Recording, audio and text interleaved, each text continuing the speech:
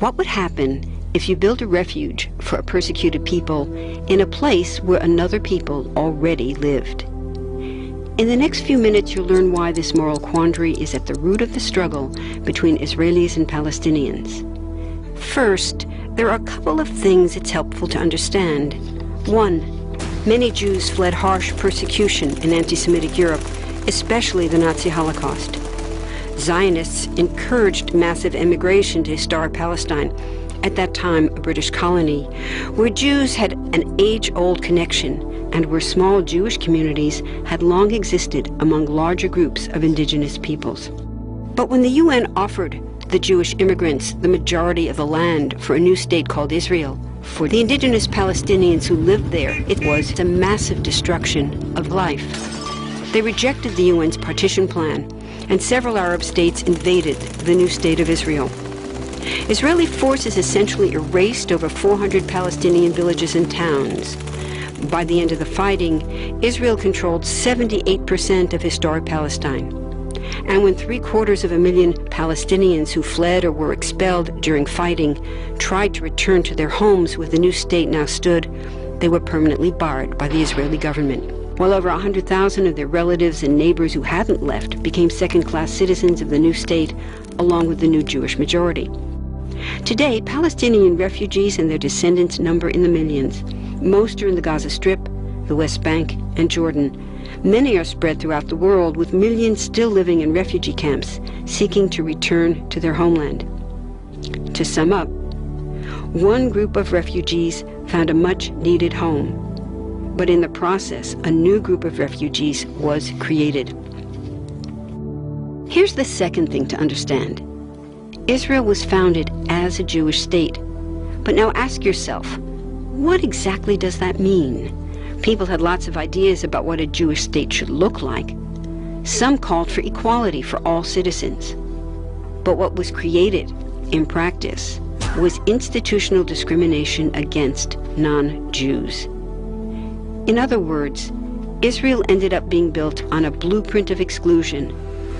The Israeli government wants maximum land and resources for Jews, but not the Palestinians living there. That's why, inside Israel, Jews get special privileges, including rights to land and housing, that are denied to the Palestinian citizens, who make up 20% of Israel's population. That's also part of why Israel has never defined its borders. In fact, they still hold on to land, the West Bank and Gaza, that they conquered in the war in 1967. Since then, Israel has built Jewish settlements throughout the occupied West Bank, building Jewish-only cities and supplying them with infrastructure like roads and army camps, schools, and even a college.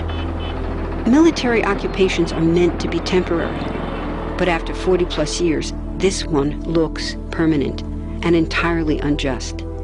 In the West Bank, Israeli Jewish settlers and Palestinians live on the same land, but must live under two completely separate and unequal systems of Israeli law.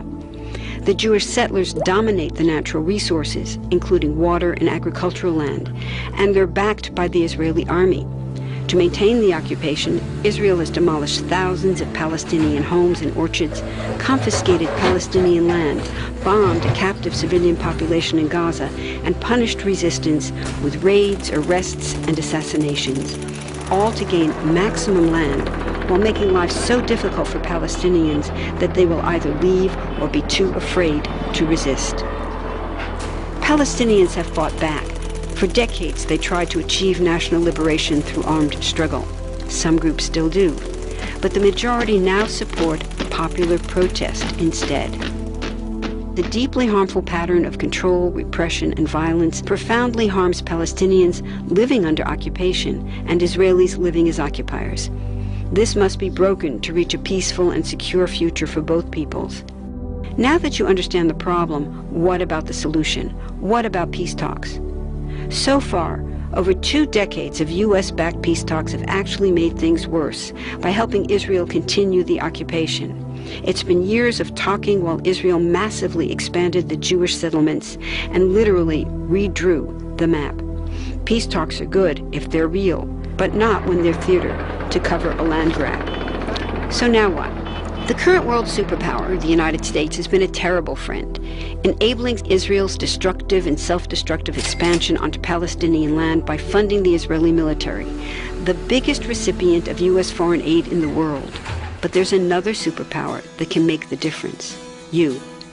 There's a movement with hundreds of thousands of people just like you across the world, including Palestinians and Israelis, protesting, educating, divesting, and boycotting, all to bring nonviolent international pressure on Israel to stop violating human rights of Palestinians.